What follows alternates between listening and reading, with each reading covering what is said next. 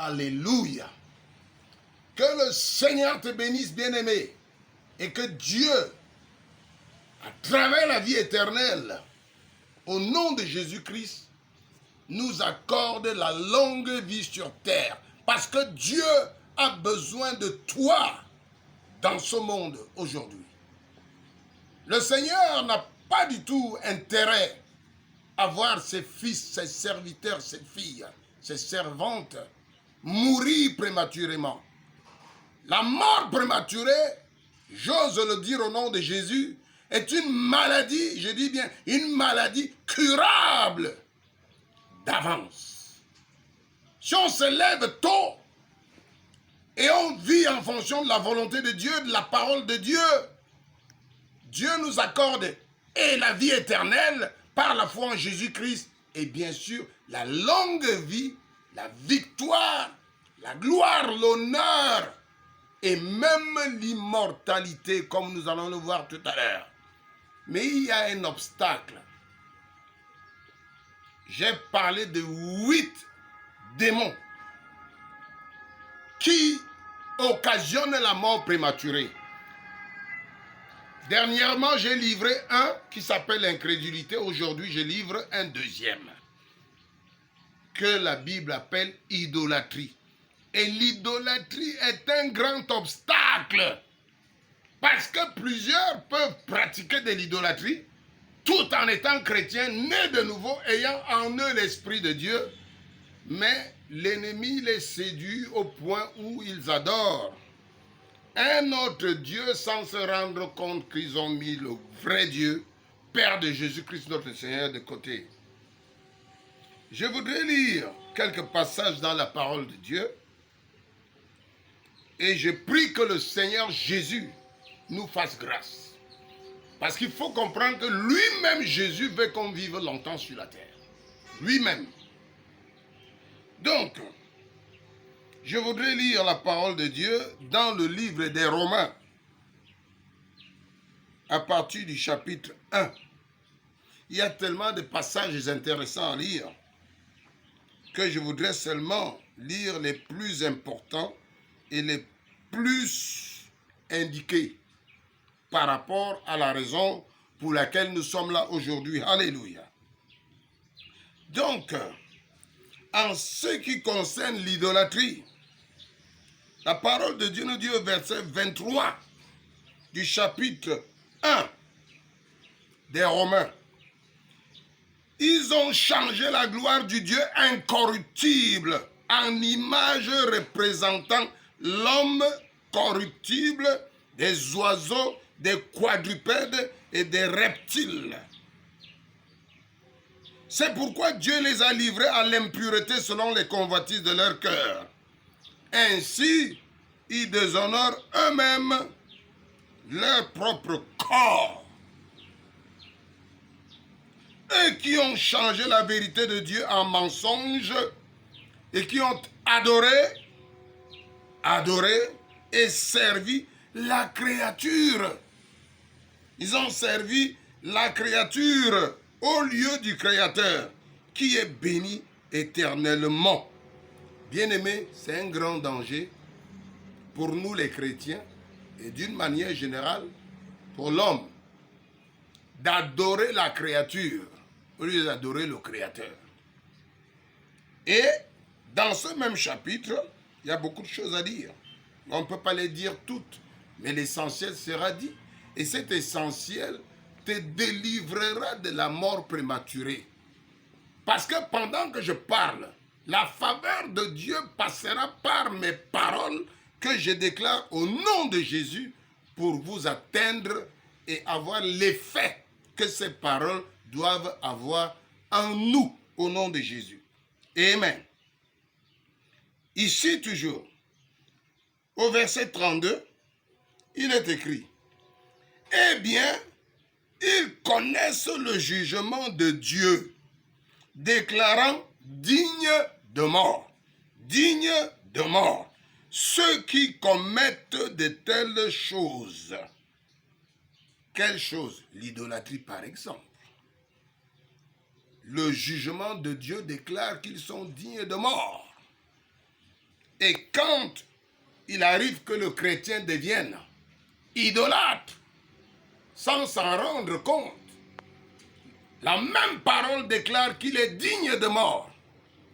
Et c'est ainsi que dans l'Église, dans nos églises, partant des enfants de Dieu jusqu'à des serviteurs de Dieu, bien, on trouve beaucoup de morts prématurées. Je le dis avec vraiment la crainte de Dieu dans mon cœur. Nous sommes tous des humains. Mais il faut que nous soyons initiés par Dieu au nom de Jésus pour que nous ne soyons pas seulement des humains. Il faut qu'on devienne des fils de Dieu au nom de Jésus. Oui, on peut être des enfants de Dieu, mais si on atteint la maturité, on sera plus qu'un enfant, on devient un fils à qui le Seigneur peut confier des mystères et des secrets. Et ces mystères et ces secrets peuvent nous aider, non seulement à vivre, éternellement, mais à cultiver en nous, en notre esprit, la conscience de l'immortalité. L'immortalité. Bien-aimé, Dieu veut que tu saches que tu es un immortel. Voilà ce que je voudrais te dire. Et l'idolâtrie fait obstacle à cet esprit d'immortalité. Vous voyez, la plupart de nous, excusez-moi, nous qui sommes chrétiens, moi j'ai la grâce que je suis chrétien depuis plus de 40 ans. Je sers le Seigneur depuis plus de 40 ans. Je l'ai servi dans plusieurs nations et je suis camerounais. Et j'ai vu des choses, j'ai entendu des choses de la part du Saint-Esprit, de la part des hommes, et j'ai vu beaucoup de choses. Dieu m'a enseigné une chose, un mystère, un secret. Et je voudrais que tu le reçoives aujourd'hui, bien-aimé. Il faut que tu reçoives la conscience de l'immortalité, que tu saches au fond de ton cœur que tu es immortel.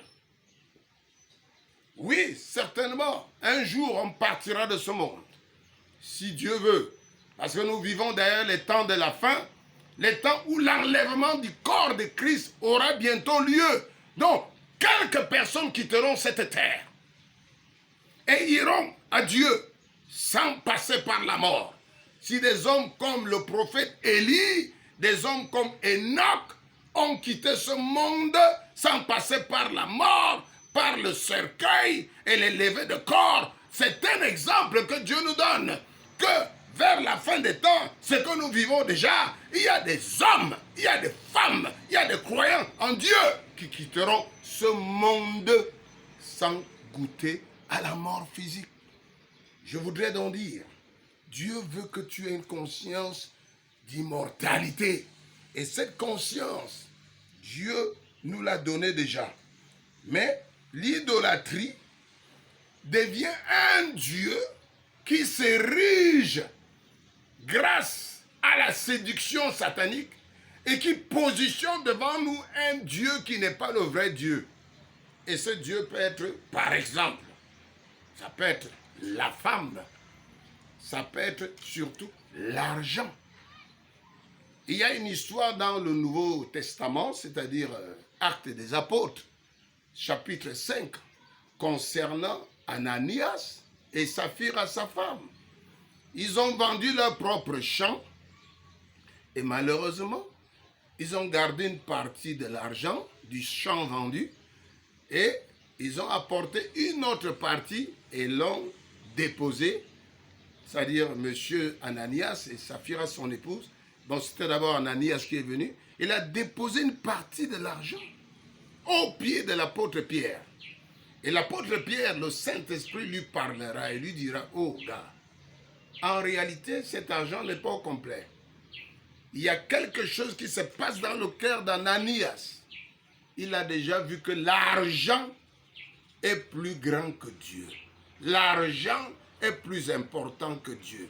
Ses causes personnelles avec cet argent sont plus importantes que les causes de l'Église de Dieu. » Donc, il a partagé ça oubliant que Dieu est capable de le voir et que son serviteur est capable de discerner ce qui se passe. Et c'est ainsi que, si vous avez le temps, vous lisez Actes chapitre 5, Ananias mourra à cause de ça. Oui, il a menti au Saint-Esprit comme Pierre l'apôtre l'avait dit, mais au fin fond, avant de mentir au Saint-Esprit, avant de mentir même à l'apôtre Pierre, il a été idolâtre. Il a positionné, grâce à l'apport de Satan et des démons, il a positionné au-dessus de Dieu l'argent. L'argent qu'il a. Donc, quelquefois, nous les chrétiens, il peut nous arriver de positionner au-dessus de Dieu nos biens.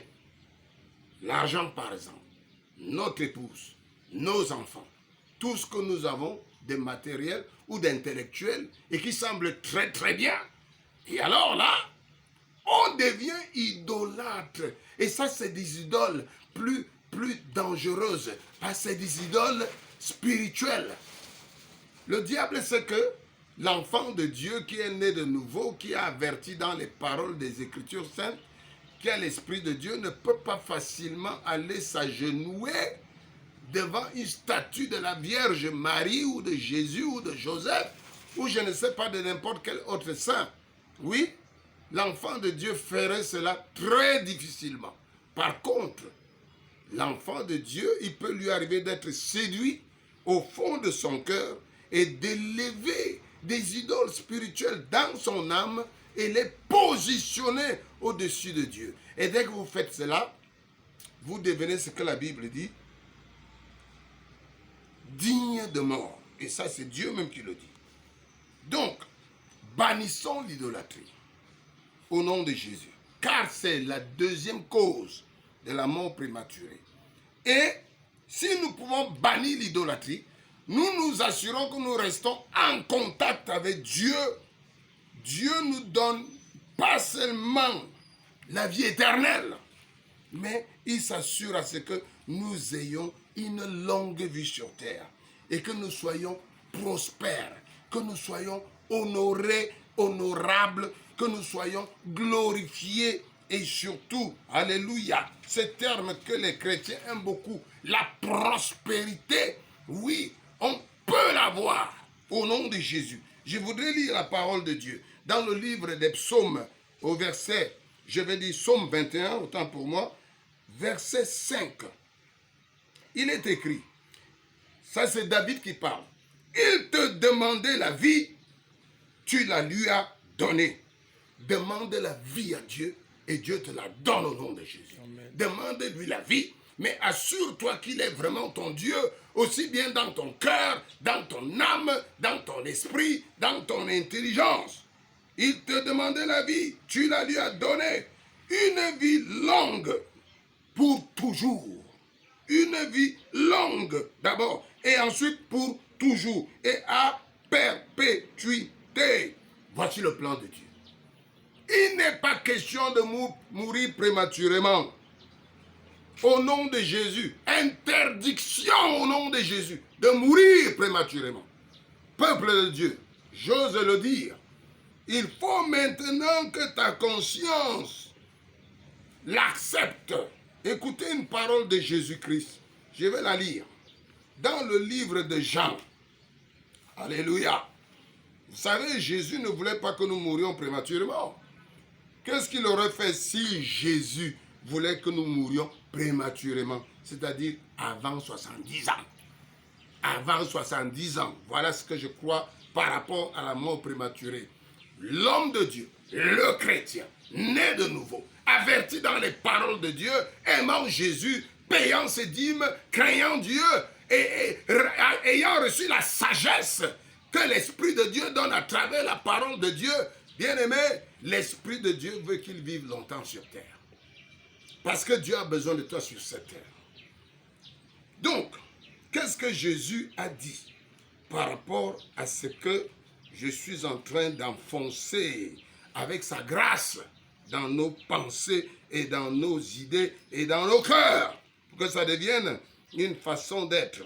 Je lis dans Jean chapitre 11, quand Lazare était mort et que Jésus était allé ressusciter Lazare. Écoutons bien les paroles de Jésus. C'est là que vous allez voir que Jésus nous a transmis non seulement la conscience de la vie éternelle, mais il nous a aussi transmis la conscience de l'immortalité. Bien sûr, immortalité, ça veut dire on ne meurt pas. Donc spirituellement, la plupart des chrétiens savent qu'on ne doit pas mourir. Mais écoutez bien cette chose que je vais vous dire. Alléluia. Je lis le chapitre 11 de Jean. Et il est écrit, à partir du verset 22. Mais maintenant même, je sais que tout ce que tu demanderas à Dieu, ça c'est Marthe qui dit à Jésus. Marthe, sœur de Lazare, elle dit à Jésus, je sais que tout ce que tu demanderas à Dieu, Dieu te l'accordera. Amen. Amen. Jésus lui dit, ton frère ressuscitera. Verset 24. Je sais, lui répondit Marthe, qu'il ressuscitera à la résurrection au dernier jour. Jésus lui dit, je suis la résurrection et la vie. Écoutez bien aimé.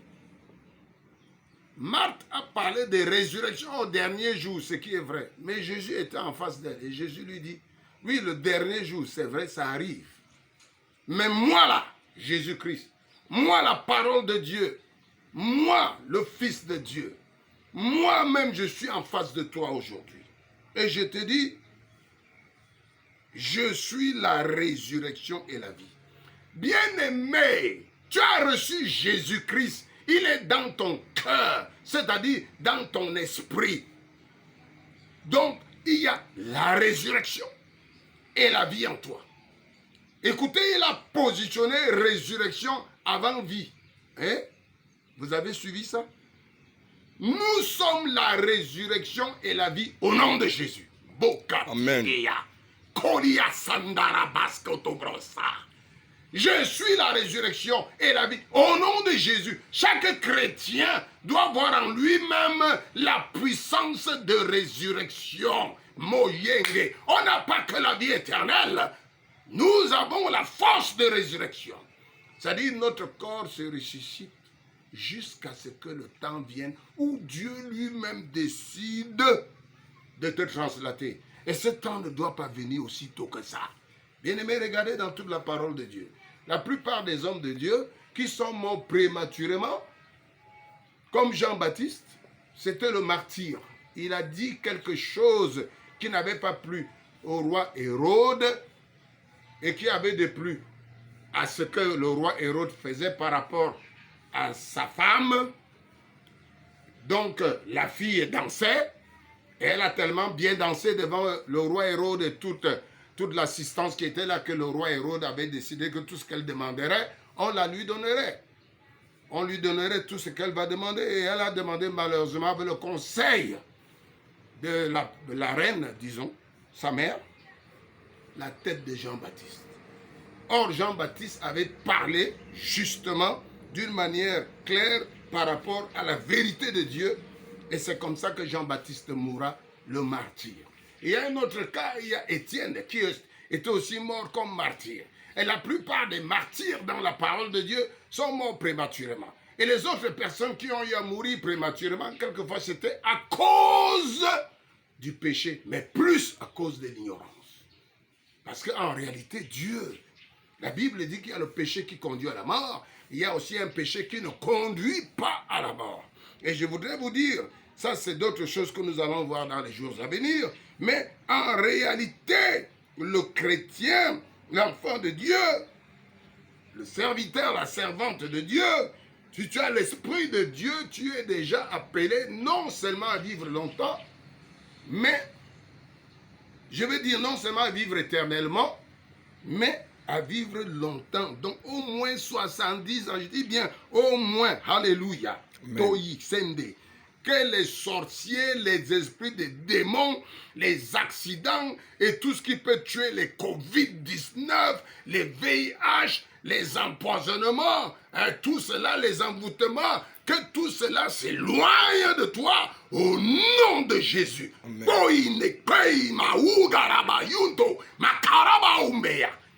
Tu dois vivre longtemps. Il faut que tu le saches. Il y a Jésus en toi, la résurrection et la vie. Et je vais plus loin encore.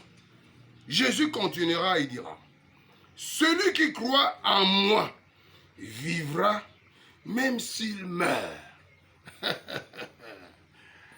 Nous mourrons plusieurs fois dans ce monde, nous les chrétiens, nous les hommes de Dieu. Vous ne savez pas ce que les sorciers peuvent faire. Mais le Seigneur ne permet pas que nous allions jusqu'à la mort, même là où on nous enterre. Donc cette parole que Jésus est très profonde. Et Jésus va l'expliquer plus tard. La suite même. Il dit, quiconque vit et croit en moi ne mourra jamais. Vous pensez qu'il ne sait pas de quoi il parle? Quiconque vit dans ce monde et tu es chrétien, tu es né de nouveau, tu as le Saint-Esprit, tu crois en Dieu, alléluia, tu as la capacité de prier, amen, tu payes tes dîmes, tu es un enfant de Dieu, un fils de Dieu, tu vis, tu crois en Christ, tu ne mourras jamais. Qu'est-ce que Jésus veut dire? Oui. Souvent on a compris qu'on ne mourra jamais parce que même si on meurt dans ce monde, on est assez jeune. Ouais. Ce que je ne souhaite à personne. Hein. Il va quand même au ciel. D'accord. C'est ça que les gens comprennent. Mais Jésus veut que tu comprennes ça même que sur le plan physique, tu ne mourras jamais. Qu'est-ce que je veux dire? Il veut te conduire à avoir une conscience d'immortalité. C'est-à-dire dans ton esprit et dans ton âme. Mais communique cette conscience à ton corps de chair. Communique cette conscience à ton sang. Amen. C'est pour ça qu'il est écrit, bien-aimé, si vous pouvez me comprendre. Je voudrais que vous compreniez ceci. Parce que j'ai de la compassion, j'ai de l'amour dans mon cœur pour toi. Bien-aimé, gloire à Jésus. Je voudrais lire un verset que tu comprendras. Maintenant, dans le livre des Romains, comment Dieu voit que le Saint-Esprit peut communiquer, peut manifester dans ton corps de chair et de sang, dans ton sang, dans tes globules blancs et tes globules rouges. Alléluia. Le Saint-Esprit peut communiquer l'esprit de la vie et de la vie éternelle, dont longue vie sur terre, à travers une conscience d'immortalité. Écoutez-moi bien ça. Il est écrit, Romains au chapitre 8, verset 1. Il n'y a donc maintenant aucune condamnation pour ceux qui sont en Jésus-Christ. Il n'y a aucune condamnation. Les condamnations venant des démons, des sorciers, elles sont nulles et non avenues au nom de Jésus. Amen. Et vous devez le croire. Amen. Et maintenant, je voudrais lire le verset 11. Le verset 11 dit, et si l'esprit de celui qui a ressuscité Jésus d'entre les morts habite en toi, en moi, habite en nous, si l'esprit de résurrection de Jésus habite en nous, celui qui a ressuscité Jésus-Christ d'entre les morts rendra aussi la vie à vos corps mortels par son esprit qui habite en nous. Nous devons comprendre cette parole. Le Saint-Esprit en toi est un esprit de résurrection. Comme je vous ai dit tout à l'heure, Jésus a dit, je suis d'abord la résurrection, ensuite la vie. C'est-à-dire, la résurrection occasionne la vie. Et combien de fois nous mourons? Plusieurs fois, et vous ne le savez pas. Crois seulement en ton immortalité. Une chose est sûre, tôt ou tard, on quittera le monde. Mais le plus tard possible, parce que Dieu veut qu'on y soit. Amen. Et pour conclure, je vais lire, dans Romains toujours, il faut avouer que Paul a eu des compréhensions assez profondes. Et je veux que vous les compreniez, bien-aimés. Paul l'apôtre, il est l'apôtre des païens. Il avait une notion qui devait aider les païens à devenir puissant en Christ. Alléluia. Amen. Écoutez cette parole. Je lis le verset 7 du chapitre 2 et je crois que c'est ici que je vais conclure. Il dit au verset 7, chapitre 2 des Romains, il réserve la vie éternelle à ceux qui... C'est à nous que Dieu réserve la vie éternelle. C'est à toi, pasteur. C'est à toi, prophète. C'est à toi, apôtre. C'est à toi, prophète, évangéliste, qui que tu sois. Toi, l'enfant de Dieu en particulier, servante de Dieu, Dieu nous réserve la vie éternelle à ceux qui, par la persévérance, à bien faire. Bien-aimés, nous devons être persévérants dans le bien faire. Aujourd'hui, tu tombes, quel que soit le péché, relève-toi. Voilà ce que Dieu attend. Et croyons en sa grâce, croyons en sa miséricorde. Dieu a rejeté nos péchés aussi bien que l'Ouest est de l'Est. Aussi bien que l'Occident est loin de l'Est ou de l'Orient. C'est comme ça que Dieu a rejeté toutes nos transgressions. Crois-le. Quand les chrétiens pensent que le péché reste en eux, alors ça devient compliqué. La persévérance à bien faire. Donc il dit, il réserve la vie éternelle à ceux qui, par la persévérance à bien faire, cherchent trois choses. Ça dit, bien-aimé, tu as la vie éternelle, cherche trois choses. Premièrement, l'honneur. Deuxièmement, la gloire. Troisièmement, l'immortalité.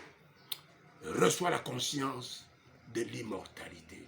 C'est-à-dire, bien-aimé, crois que tu ne mourras pas. Crois que nous vivons les derniers temps. Crois que tu es sur terre jusqu'à ce que Jésus revienne. Je me souviens, en 1999, je me retrouvais sur Abidjan et un grand homme de Dieu américain du nom de Maurice Rouleau, que certainement vous connaissez, était venu prêcher à Abidjan. Et j'ai entendu Maurice Rouleau à cette époque-là dire qu'il est vivant, il attend que Jésus revienne. Et je crois que par la grâce de Dieu, c'est la bonne pensée. Il était déjà un peu âgé, il avait peut-être 60 ans par là. En 1999 ou 90, je ne me souviens plus très bien. Bien-aimés, croyez donc à la recherche de l'honneur. Jésus a dit qu'il honorera, en d'autres termes, Dieu Tout-Puissant, le Père, honorera ceux qui servent Jésus. Tu es un serviteur de Jésus, alors attends-toi aux honneurs. Confesse les honneurs, déclare les honneurs.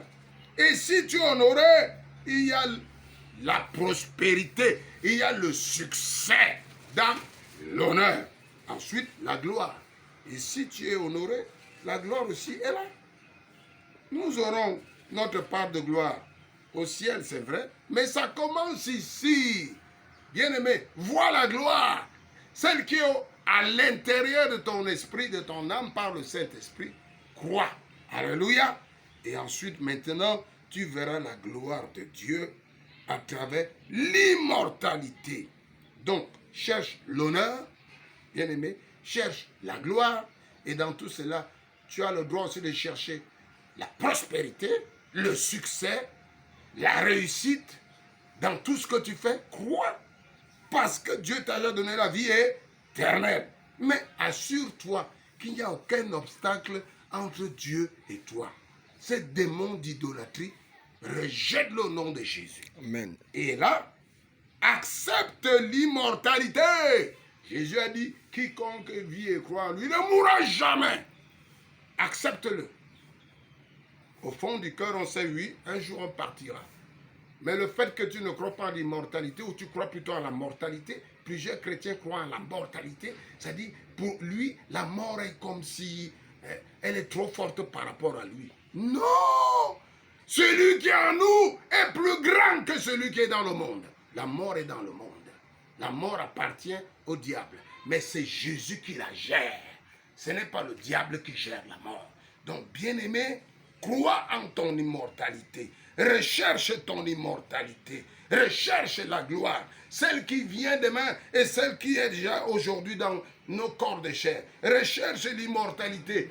Celle de l'esprit, celle de l'âme. Et bien sûr, elle communique quelques étincelles d'immortalité dans le corps, dans la chair et dans le sang. Et c'est ça qui va faire que quand Covid-19 ou bien quand VIH te cherche, ou accident, ou sorcier, ils vont trouver un tonnerre de feu, un feu du Saint-Esprit qui ne peuvent pas traverser. Alléluia! Que le Seigneur te bénisse au nom de Jésus. Père, je bénis ceux qui m'écoutent. Bénis-les en ton nom, Jésus. Chasse d'eux. Et comme je le dis, que les démons d'incrédulité et d'idolâtrie s'éloignent. Et qu'il n'y ait pas d'obstacle entre toi, Dieu Tout-Puissant, et tes fils et tes filles et tes serviteurs et tes servantes. Que tes enfants vivent longtemps sur la terre. Pour la gloire de Dieu, au nom de Jésus, j'ai prié. Amen. Amen.